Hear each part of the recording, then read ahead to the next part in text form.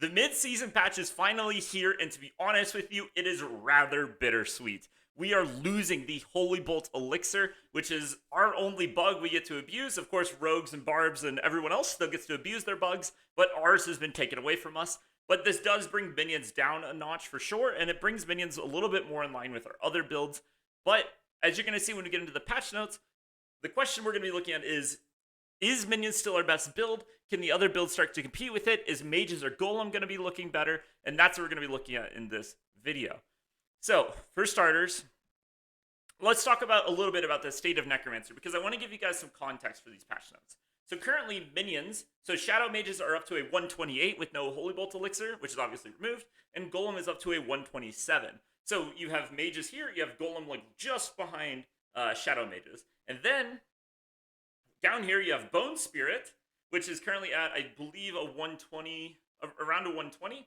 And then right here you have Shadow Blight, which is at like 119. And then you just go down and down and down and down, and that's where the other builds are. And then like all the way at the floor where you can barely see it is like Bone Spear, Sever. So basically all the non-minion builds just suck right now. So in this patch notes, they are buffing the crap out of the Book of the Dead sacrifices. This is aimed at buffing all of the non-minion builds. Because, like I said, currently, the minion builds are dominating, all the non-minion builds suck, so instead of buffing every single core skill, they're instead just going to buff the minion sacrifices, which honestly makes sense. This actually makes a lot of sense. The problem is, those builds are all the way down here. Like solo, you can't even see them on the camera, whereas minions are like up here so high you can barely see them on the camera. So are these changes enough to bring these builds together? Well, Skirmisher crit chance increased from 5 to 10. This is actually a big buff to Sever specifically. It hits a couple of other builds, but this is primarily hitting Sever. The Defender's Sacrifice increase does nothing. The Reaper Sacrifice from 15 to 20 is actually a big buff for all Shadow builds. And remember, yes, these Book of the Dead buffs are significant, but they're actually a lot bigger than you think, and you're going to see why here in a second. But first, Shadow Mages. This sacrifice is actually used in several builds, but now it's also going to give you 20% essence generation. So it's going to give you 20 maximum essence and 20% generation. That is a big deal, especially because of the buff to the Ring of Starless Skies, where it now stacks up to 5 times, meaning you get 50% damage and 50% resource cost reduction.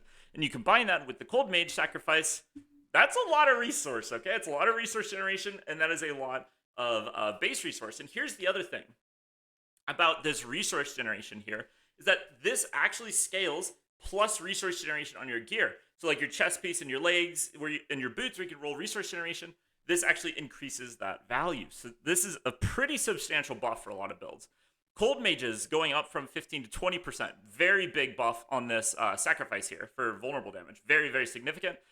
Increase to the overpower damage, increase to attack speed, and then we're getting this maximum life buff on the Blood Golem sacrifice. Now, if you don't know, Necromancer is by far the squishiest class in the game. It's actually kind of disgusting how squishy Necro is compared to literally every other class. Like if you go watch the top Necro clears, you're gonna see them dodging every single mechanic. They know the mechanics, okay? Like when you watch them do boss fights in those high like 128 pits, they know the boss fights inside out and backwards. They know every mechanic before it happens, and they're already moving before the mechanic even happens. They're playing perfectly. They're playing out of their mind. Then they make one mistake and they just die instantly from full health. Then you go and look at the other classes. You know, they're over there, they're singing songs, they're playing instruments, you know, they're just having a grand old time. They have no idea what the boss even does because they don't need to. They're getting hit by every mechanic and they just don't die. So this survivability increase is very minor, but I'm hoping that this is a recognition at least that Necromancer is too squishy. Because is this going to make us able to just ignore boss mechanics like every other class? No, but this could actually be a fairly big deal. And we're also getting a buff to the Iron Golem crit damage sacrifice, which is a big deal, by the way, because this hits mages. So obviously, mages right now, as far as I know, 128, Golem 127. And with this might push mages up to a 129. And you're going to see there's another buff later. It's going to buff with Golem a bit and buff with mages a bit. And I think you're going to end up seeing mages pull a little bit more ahead now.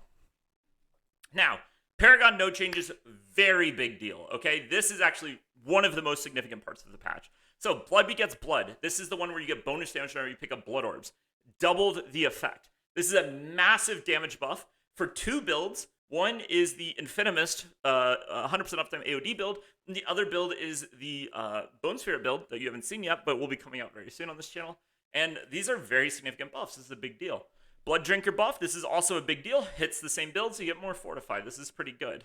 Now, the desecration buff is pretty nice for shadow builds. Any build that's putting out the desecration from Sever is now getting a 20% damage buff with the glyph, which actually might make this glyph worth running. And now, the final most important glyph change is the buff to Gravekeeper, where they're increasing it by 50%. Instead of getting 12% damage, you're getting 18%. And if you've been keeping up with the Necromancer metagame, Gravekeeper has entered the meta in a very strong and serious way before the buffs. After the buffs, this is just an amazing glyph, okay? This is already being played in mages, it's already being played in golem, and it's going to be starting to be played in almost every single necromancer build. This is a huge change. 18% for one glyph is crazy, man. So, what I'm saying about mages, though, is they're getting hit with this glyph, and they're getting hit with the Book of the Dead Iron Golem sacrifice. So that's a lot of damage, okay, for mages. And I think what you're going to see, we're going to get into the... Well, let's talk about the aspects first, okay? So the sacrificial aspect, this is the one where it increases your sacrifice bonuses, is getting doubled from 25% to 50%, okay? This increases the effect of all of your sacrifices by 50%, and it scales multiplicatively with Memento Mori. Memento Mori is the skill tree node where you increase your sacrifices by 60%, your warriors and mages, but not the golem. But this hits all of that, and it multiplies into the Memento Mori. So these numbers end up being crazy.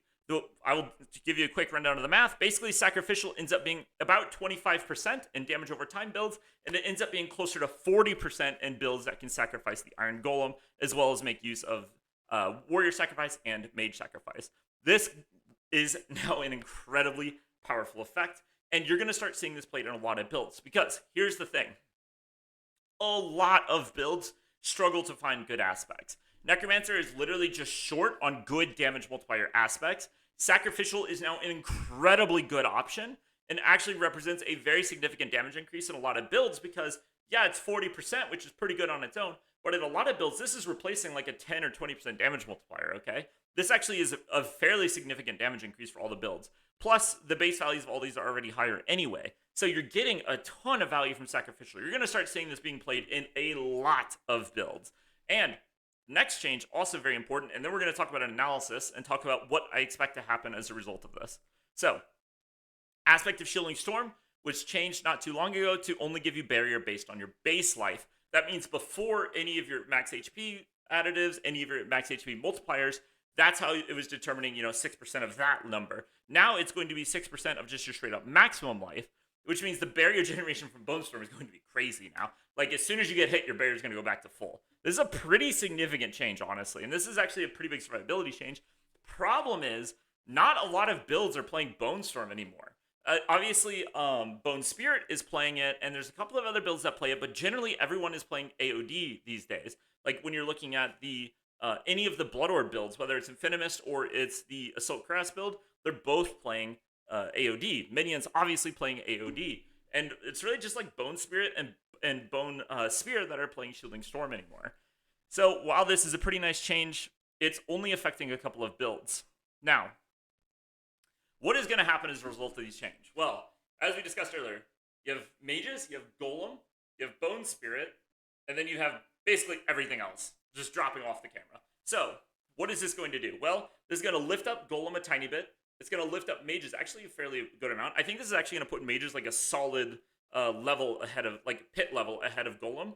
And the other builds are going from, like, off the camera to, like, the bottom of the camera. So it's like you have, like, the best builds getting slightly better, the worst builds getting a lot better, but they're still way down here. And that's basically what it's looking like. Now, will Bone Spirit start to get closer? Maybe. Bone Spirit is already within a few pit levels, and maybe after these changes, you'll see it get even a little bit closer. I don't think you're going to see Bone Spirit past the minion builds, and I don't think this is really going to change the meta, but if you are somebody who enjoys playing off meta, this is really good for you because your build just got a lot better. There's one other change I want to mention.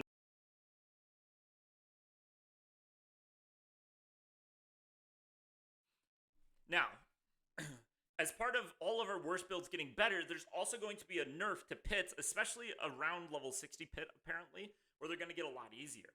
So if you're one of those players who's playing a weaker build and you're like struggling to do lower level pits, well, with this change, not only are the pits getting easier, so like the pit level is coming down, but also your build's going up. And so you're going to end up doing a lot easier time doing like your 60s and stuff, and it's going to be easier to play these kind of off-meta builds. Are they going to change the meta? No. But the builds will be a bit better. So hopefully you guys enjoy it. I'm a little bit excited. I think I definitely want to try out a couple of builds. I don't think this is, like I said, I don't think this is really going to change anything. But if you are one of the players playing a weaker build, this is a good patch for you. So thank you guys for watching, and I'll see you in the next video. Peace.